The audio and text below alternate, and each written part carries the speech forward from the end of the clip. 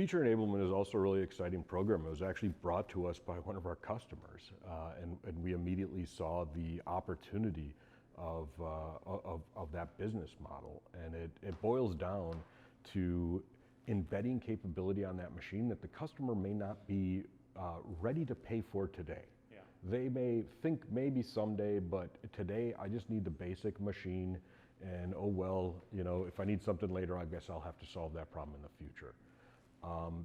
The feature enablement or feature management module allows the OEM to put features and capabilities on that machine and then charge for those after the sale of the machine when and if that customer finds a use for it.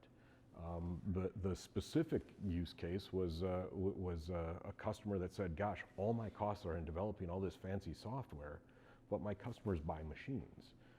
They know how to buy machines. They want all the fancy software on it.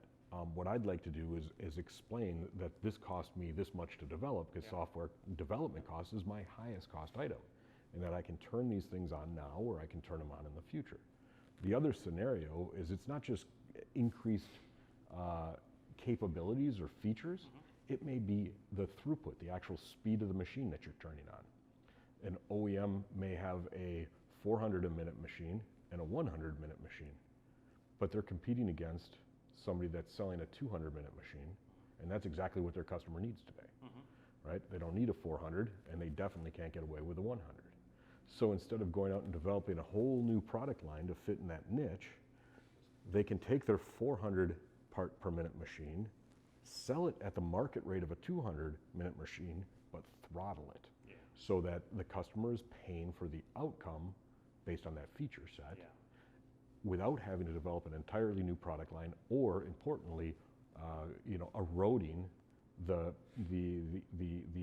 margin performance or the market position of their 400 minute machine, the faster machine. So they can begin to differentiate their pricing model, not based on the physical asset I sell, but really based on the performance of the outcome by turning that feature on and off.